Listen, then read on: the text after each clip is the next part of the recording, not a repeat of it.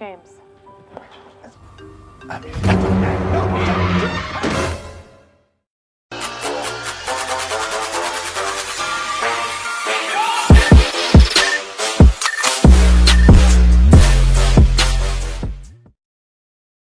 Halo guys, kembali lagi di sini. So hari ini kita akan kembali membahas film yang viral baru-baru ini berjudul Missing tahun 2023. For your information, film yang lagi rame dibahas ini adalah sequel stand alone dari film Searching tahun 2018. Atau lebih tepatnya ya satu universe lah, karena ceritanya nggak saling berhubungan. Missing menceritakan tentang seorang ibu single parent yang hilang ketika berlibur ke luar negeri bersama pacar barunya.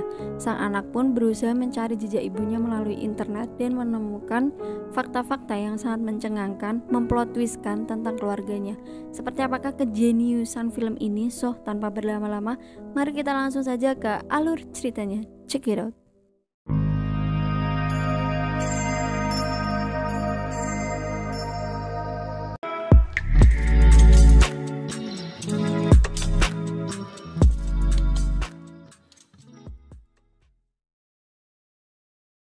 Film ini dimulai dengan video rekaman yang diambil pada tanggal 13 April 2008, tepatnya jam setengah 11 siang.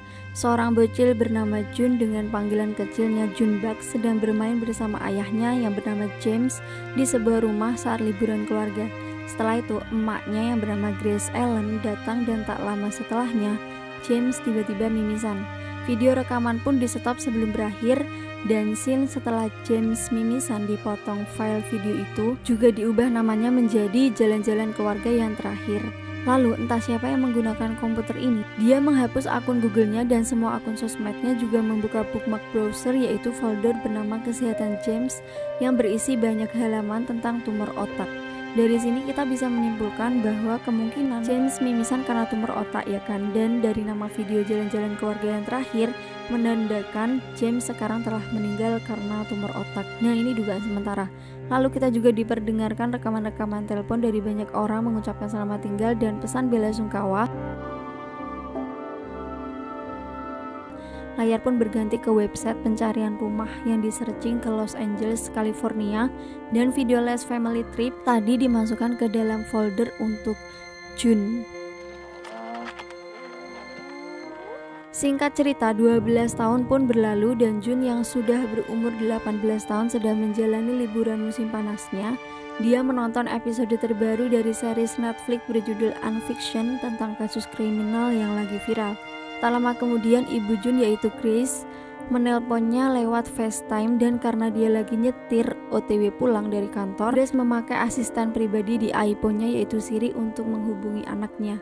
Sedikit backstory tentang Grace: setelah James meninggal, dia hanya membesarkan Jun sendirian dan baru-baru ini kenal dengan seorang laki-laki bernama Kevin Lim, hingga mereka pun pacaran. Grace berencana akan liburan berdua dengan Kevin ke Kolombia, Amerika Selatan. Maka dari itu Grace mewanti-wanti Jun yang tinggal sendirian di rumah untuk tidak minum alkohol, bermain Pokemon, dilarang membuka pintu jika ada orang asing, dan terus menyalakan GPS-nya agar Grace bisa tahu lokasinya. Selain itu, Grace juga meminta tolong kepada temannya sekaligus pengacaranya bernama Heather agar secara rutin mengecek Jun ke rumah, sekalian drop makanan dan sembako. "Mah, aku kan sudah 18 tahun, ngapain masih dicek-cekin sama temen mama? Emang bocil apa? Dan stop panggil aku dengan nama Junbak lagi ya, Ma," kata Jun.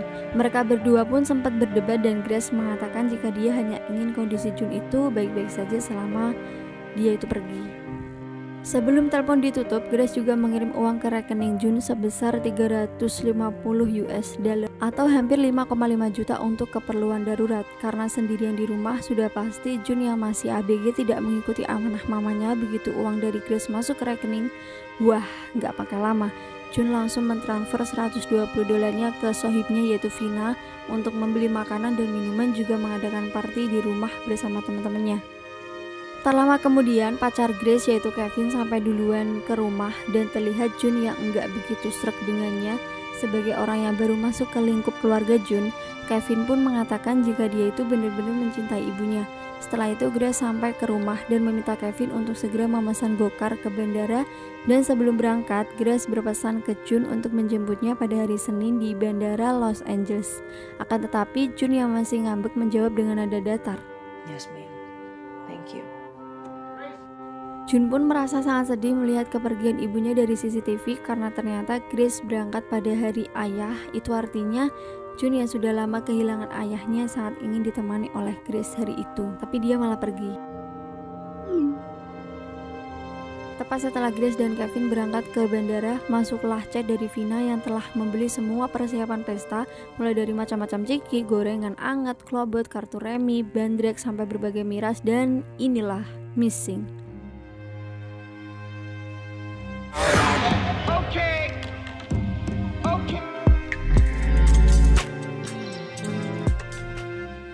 Ayo fokus karena banyak detail-detail yang sangat jenius pada film ini, oke? Karena HP Grace nggak dapet sinyal, dia pun mengabari Jun lewat HP-nya Kevin dan terus mengirimkan foto-foto juga mengupdate kabarnya di siang hari. Heather sempat datang mengecek rumah dan hampir aja papasan dengan Vina yang mau bawa makanan minuman pesta dari mobilnya. Kalau sampai ketahuan Heather bakal dicepuin ke Grace, ya kan? Hari-hari selanjutnya dilalui oleh Jun dengan foya-foya, happy-happy, kongko-kongko bersama teman-temannya dengan memakai uang dari Grace. Lewat HP Kevin, Grace pun juga selalu meng-share ke Jun mereka lagi di mana dan sedang berbuat apa. Nah, di sini tuh meskipun dikelilingi oleh teman-temannya, tetap saja di hari ayah Jun merasa sangat kesepian karena sosok yang benar-benar dibutuhkannya saat itu adalah orang tuanya. Lalu di hari Senin di tanggal kedatangan Grace, Jun yang baru ingat kalau hari itu ibunya pulang pun langsung pesan GoClean buat beberes rumah dan buru-buru ke bandara untuk menunggu ibunya. Tapi sesampainya di sana, Grace tidak kunjung muncul, padahal Jun sudah menunggu dan menyalakan video untuk merekam sambutannya. Jun pun terus berusaha menghubungi emaknya mulai dari ngechat, nelpon, sampai video call, tapi HP-nya tidak aktif. Dan bahkan menurut keterangan di bandara, pesawat Grace itu seharusnya sudah mendarat dari tadi. Jun yang mulai khawatir pun nelpon customer service Hotel Pomarosa tempat Grace dan Kevin menginap di Columbia untuk menanyakan apakah mereka memperpanjang waktu menginap karena abang-abang customer service-nya itu nggak bisa bahasa Inggris. Jun pun harus memakai Google Translate untuk berkomunikasi. Nah, dari sinilah terkuak sebuah kejanggalan bahwa menurut pihak hotel, Kevin Lin memang benar menginap di sana bersama seorang wanita yang pastinya itu adalah Grace. Tapi anehnya mereka berdua sudah pergi dan meninggalkan semua barang-barangnya di hotel.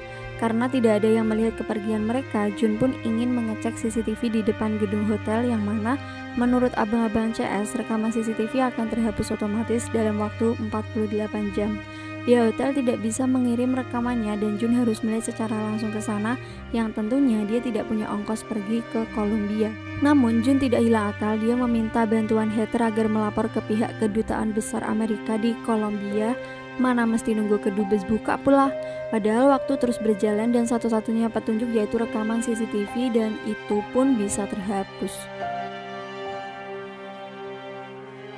Keesokan paginya, agen FBI dari kedubes bernama Elijah Farr menghubungi Jun dan meminta informasi apapun yang berkaitan dengan Grace. Park dan agen lainnya tidak bisa langsung mengecek CCTV hotel begitu saja karena lokasinya di luar kekuasaan pemerintah. Maka dari itu, Park meminta Jun untuk memberi akses ke emailnya Grace agar lokasinya bisa di-tracking. Namun sayangnya Jun tidak mengetahui password email ibunya.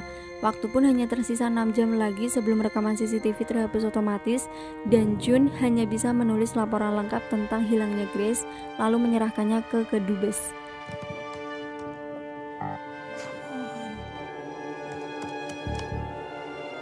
Sekitar 4 jam telah berlalu yang mana artinya rekaman CCTV hotel akan terhapus dalam waktu 2 jam lagi.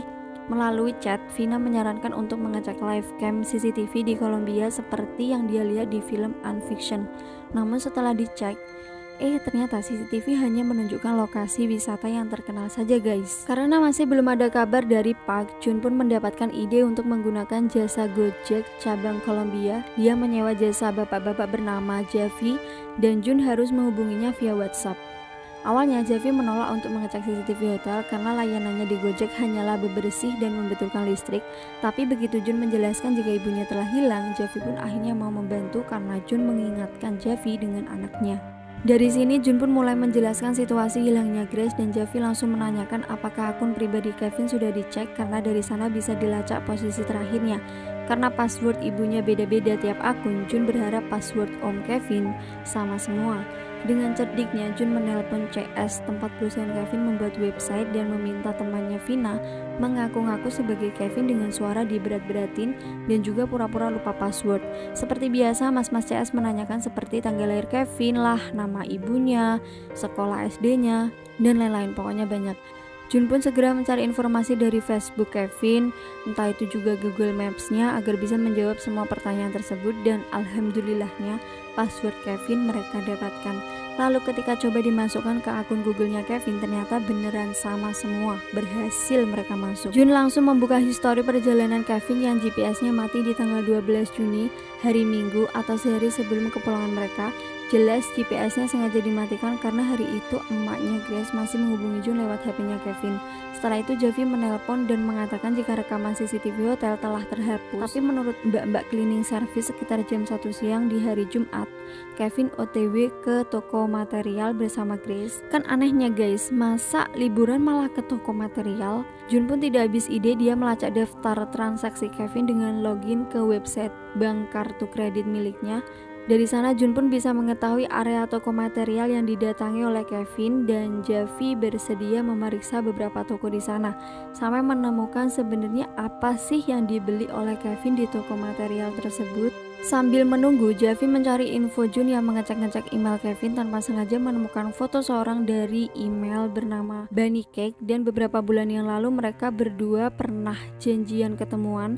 Bukan itu saja guys, Jun juga menemukan banyak email-email cewek lainnya yang diblokir Kevin 3 tahun yang lalu, dan ternyata semua uang di rekening wanita-wanita itu telah diambil. Juga Kevin selalu berkenalan dengan nama yang berbeda-beda. Jun pun mencari nama-nama samaran Kevin itu di Google dan akhirnya menemukan surat penahanan Kevin yang pernah dibuih selama 3 tahun di penjara S-Time atas kasus penipuan. Nah loh, They all want their money back. All of these cases were from before his prison sentence, and he's Jun pun langsung melaporkan temuannya ke agen Park dan mengatakan jika Kevin memang pernah ditahan karena penipuan dan baru bebas bersyarat tahun lalu. Itu artinya hanya Bunny Cake sajalah yang pernah di-email setelah dia keluar penjara bebas bersyarat. Park pun akan mengeceknya lebih lanjut, tapi dia tidak bisa memproses informasi tentang Bunny Cake karena Jun mengakses email Kevin secara ilegal. Setelah itu Jun menggali informasi siapakah Bunny Cake di Instagram dan menemukan fakta jika nama asli wanita itu adalah Rachel Peach yang bekerja sebagai bartender juga calon aktris, dan menurut rekan kerjanya Bunny Cake sudah 2 minggu tidak ada kabar. Ngerinya lagi, menurut history match-nya Kevin sering ke tempat kerja Bunny Cake. Wah, apakah jangan-jangan dia selingkuhannya atau mungkin korbannya atau apa ya kan si Bunny Cake ini?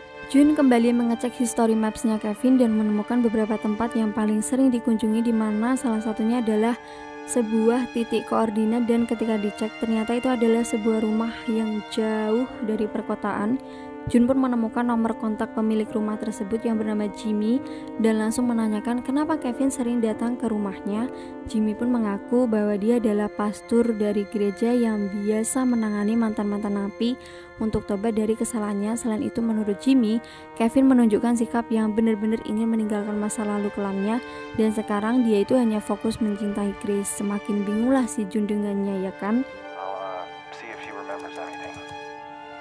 Setelah itu, Javi mengabari jika dia menemukan toko materialnya, dan menurut penjaga toko, Kevin hanya membeli sebuah gembok berwarna emas. Jun pun akhirnya menyudahi pembicaraan Javi hari itu dan berterima kasih atas bantuannya. Sementara Vina juga pamit pulang karena sudah larut malam. Jun pun lanjut menggali email Kevin lebih dalam untuk mencari tahu bagaimana awal mula Grace dan Kevin bisa bertemu, yang ternyata mereka berdua itu kenal lewat aplikasi pencarian jodoh, anggap aja Tinder lah ya. Dan obrolan antar mereka berdua ini tidak ada yang janggal sama sekali, bahkan terkesan sangat-sangat positif, saling curhat dan menyemangati satu sama lain saking percayanya dengan Grace. Kevin juga menceritakan tentang masa lalunya yang kelam, yang terlibat kasus penipuan hingga masuk bui, dan dia menunjukkan sikap yang benar-benar ingin meninggalkan sifat-sifat buruknya. Kelihatan banget di sini tulus dan giginya Kevin mendekati Grace, guys, sampai akhirnya Grace juga ingin memberitahu rahasianya yang tidak pernah diberitahu kepada siapapun. Tapi sayangnya hal tersebut dibicarakan melalui telepon. But you seem great. Okay. He totally stole my aunt's off-location services. And she... And I just don't think... Setelah itu Jun kembali searching tempat di sekitar toko material tempat Kevin membeli gembok yang ternyata di dekat sana terdapat lokasi wisata yang cukup terkenal, yaitu jembatan gembok cinta yang masang-masang gembok terus ditulis inisial pasangan gitu loh. Nah kayak gitu. Dan ternyata benar, setelah dicek oleh Javi, dia menemukan gembok dengan huruf GAKL yang maksudnya adalah Grace Allen dan Kevin Lin. Lalu Jun pun teringat dengan CCTV live cam tempat wisata. Dia mengeceknya dan melihat Javi di sana. Setelah itu Jun mengatur waktu sesuai dengan waktu transaksi pembelian gembok dan akhirnya dia melihat Grace juga Kevin yang sedang berada di atas jembatan tersebut, di mana Kevin melamarnya di depan semua orang. Dari rekaman CCTV tersebut juga history chat mereka di Tinder. Jun pun sangat yakin jika hubungan antara Kevin dan Grace itu benar-benar nyata dan bukan sebuah kasus penipuan seperti sebelumnya.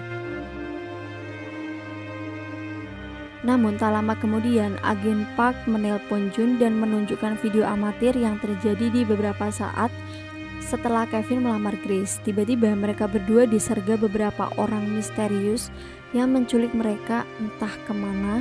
Selain itu Park juga menemukan bukti pemindahan uang dari rekening Grace ke rekening orang asing. Melihat video mengerikan seperti itu, Jun pun sangat khawatir dengan kondisi ibunya karena dialah satu-satunya keluarga yang dimiliki sekarang. Javi pun berusaha untuk menenangkan Jun jika ibunya pasti akan segera ditemukan oleh polisi karena kedubes agen FBI terus mengusut kasus tersebut. Setelah itu Jun pun kembali mengecek foto-foto kiriman ibunya dari HP Kevin dan menemukan kejanggalan yang sangat-sangat membagongkan. Ternyata selama ini foto yang dikirimkan bukanlah ibunya Grace melainkan Bunny Cake atau nama aslinya adalah Rachel Peck ya kan. Jadi mukanya itu selalu agak ketutup-ketutup gitu loh yang dikirimin, dan Jun baru sadar foto pertama yang dikirim itu adalah gambar gerak dan pas noleh Rachel ternyata.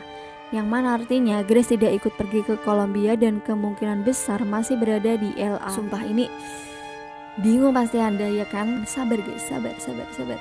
Kevin dan Rachel pun langsung masuk daftar pencarian FBI dan akhirnya konferensi pers diadakan agar publik juga bisa ikut membantu. Kasus ini pun langsung viral di mana-mana, mulai dari berita-berita di TV, influencer di TikTok, sampai podcastnya Deddy Corbuzier juga masuk dah. And the car was using stolen plates. We got an APB. Pencarian Rachel tidak hanya dilakukan oleh para agen FBI dan kepolisian, tapi juga dibantu oleh banyak sukarelawan termasuk Jun sendiri dan temannya Vina. Setelah kasus ini diteliti lebih lanjut, polisi yakin jika kejadian hilangnya Grace terjadi ketika di dalam gokar tepat sebelum Kevin dan Grace sampai di bandara. Jadi dugaannya si Grace ini ditukar sama Rachel pas OTW ke bandara gitu loh. Selain itu terdapat dugaan kuat terlibatnya supir gokar karena ternyata plat nomor mobilnya tidak terdaftar dan via gokar tidak menemukan kode perjalanan yang sesuai posisi Kevin. Kevin pun semakin dicurigai dan kemungkinan besar sopir gokar juga ikut membantunya. Beberapa waktu setelahnya kasus ini semakin terkuak sedikit demi sedikit. Pihak kepolisian berhasil menemukan bocil-bocil penculik juga Rachel atau si Bunny Cake yang ternyata had to walk a certain way. Dengan semua ini sudah jelas Kevin lah yang meng-set up ini semua karena dia sampai membayar beberapa orang untuk merekayasa kejadian perjalanannya bersama Grace di Kolombia.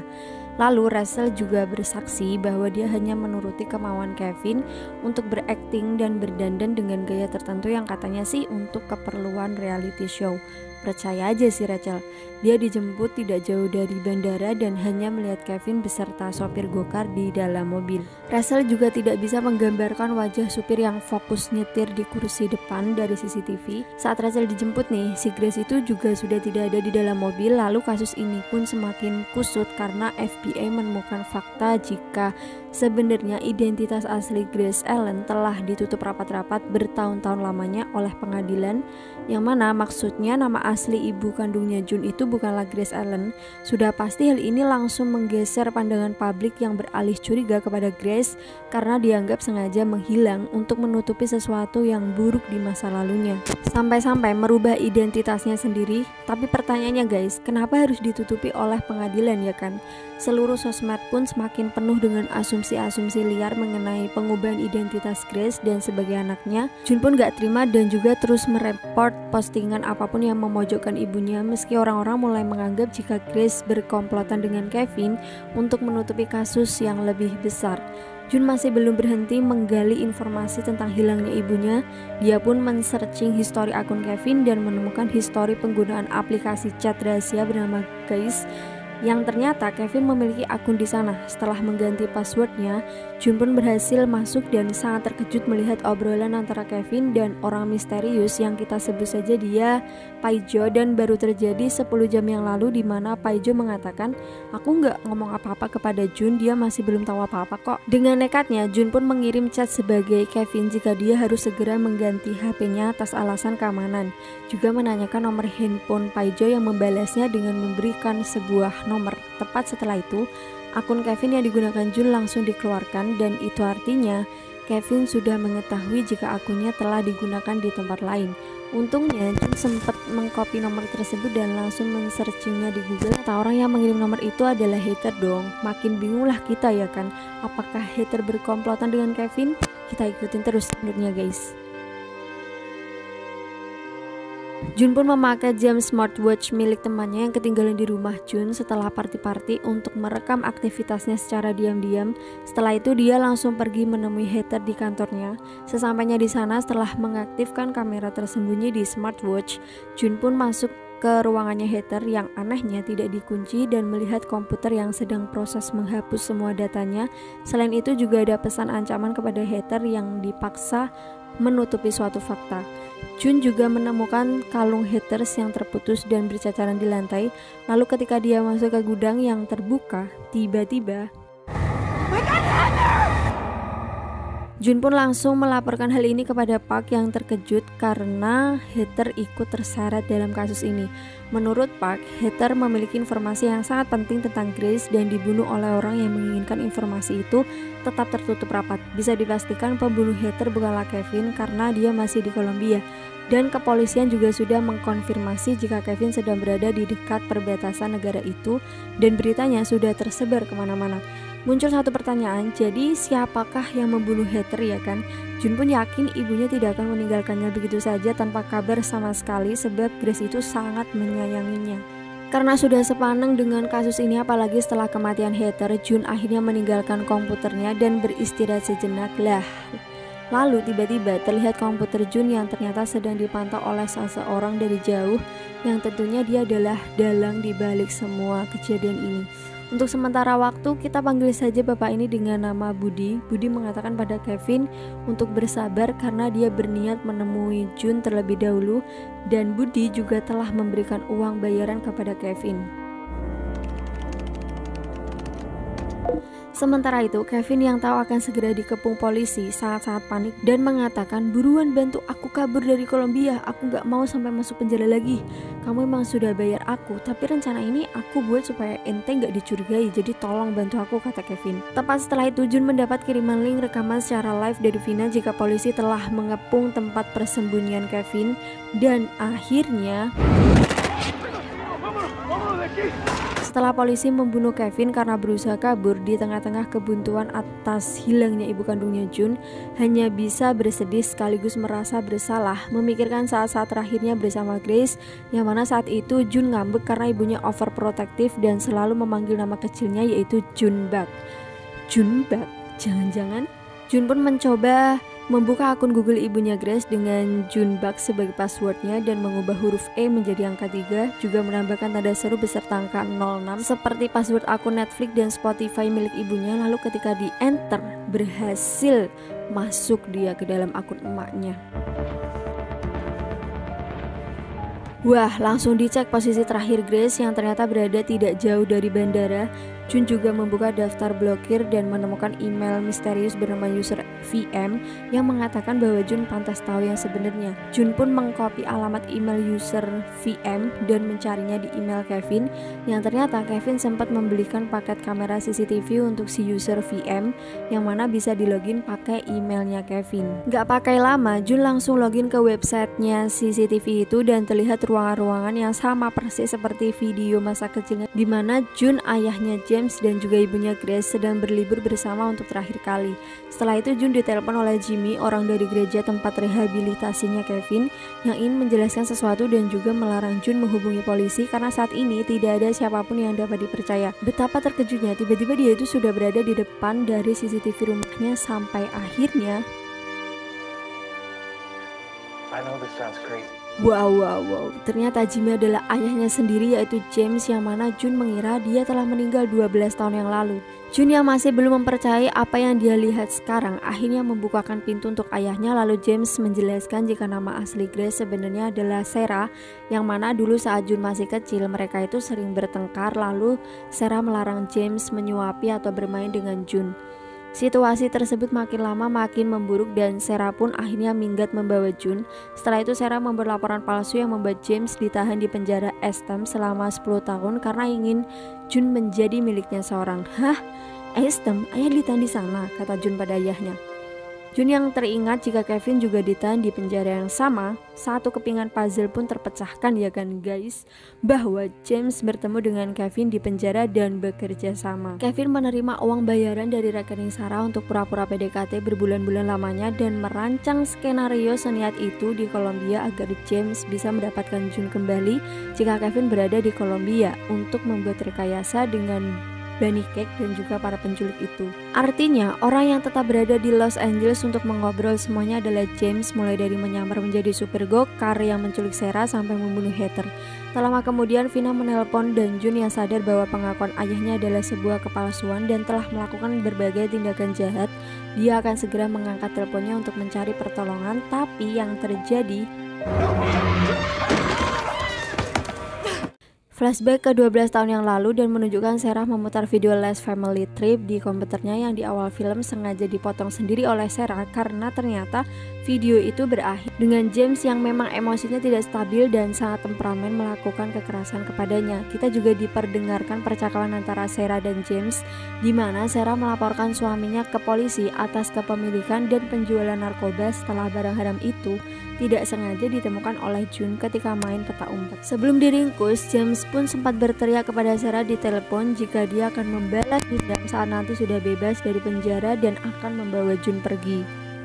Itulah kenapa James mimisan karena pembuluh darahnya itu sudah rusak akibat narkoba, dan itu pula alasan Sarah minggat membawa Jun karena selain bertransaksi narkoba, James juga selalu melakukan KDRT. Maka dari itu Sarah menghubungi Heather sebagai pengacara agar Sarah bisa memberikan perlindungan identitas dengan mengubah namanya menjadi Grace demi keamanan dirinya dan khususnya untuk anak sematawayangnya yaitu Jun.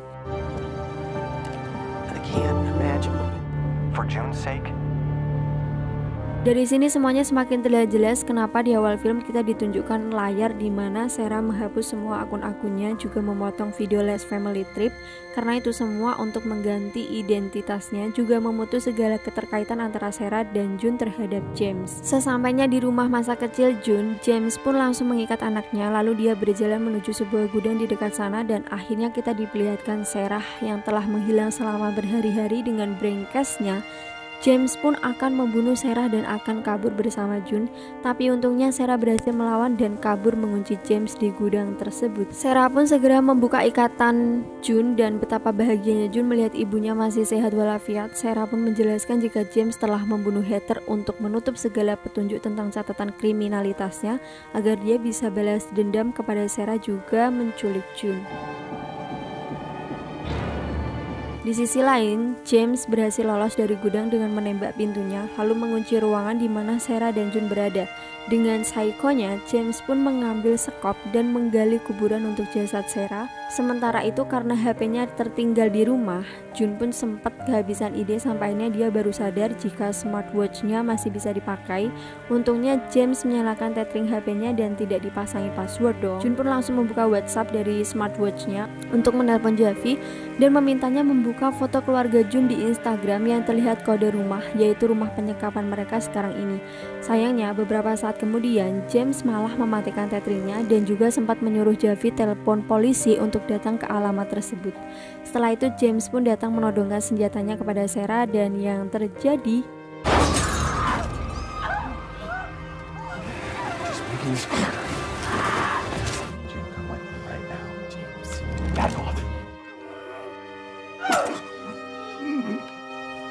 dalam kondisi sekarat, James sempat mengunci pintu ruangan Sarah dan Jun sampai akhirnya dia tewas di depan laptopnya.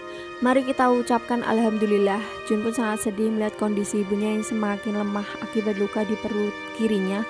Sampai akhirnya dia teringat kebiasaan ibunya Sarah yang selalu menggunakan Siri kapan saja karena akun CCTV masih login di komputer Jun dan setiap suara akan terdengar dari komputernya.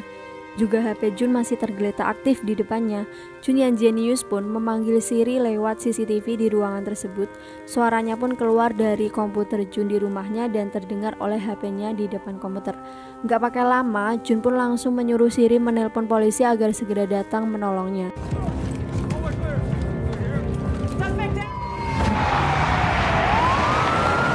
Beberapa bulan kemudian guys, Jun sudah masuk kuliah dan ngekos sendirian. Juga terlihat kisah hilangnya Sarah yang diangkat menjadi episode terbaru serial Unfiction di Netflix. Setelah semua kejadian yang telah Jun alami, sekarang dia itu lebih menghargai setiap momen bersama Sarah karena Jun sudah menyesali si kabur kepada ibunya tepat setelah dia menghilang.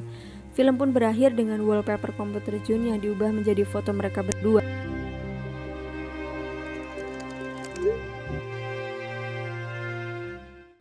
Gimana guys, jenius banget kan filmnya? Kok bisa ya buat film kayak begini? Nih yang nulis siapa coba?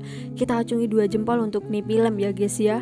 Gila, visual gak kaleng-kaleng, scoring mantap, karakter pemeran mumpuni. Jelas film ini bakal banjir penghargaan ke depannya ya kan? Detail banget soalnya kalau kalian lihat fullnya. Kesannya kayak berantakan layar komputernya gitu kan guys. Tapi itu tuh sudah diatur biar kita tuh gak pusing nontonnya. Salut sih sumpah. By the way, tak kasih tahu ya guys ya, bikin skrip alur plot twist itu susah banget sumpah, karena Mimin berusaha sedetail mungkin biar kalian semua ngeh sama alurnya. Masa yang subscribe cuma ya tahu dong, subscribe sebanyak-banyaknya dong. Oke guys, terima kasih sudah menonton, semoga kalian suka. Seperti biasa jangan lupa like, comment, subscribe, dan sampai jumpa di video menarik selanjutnya. Bye bye.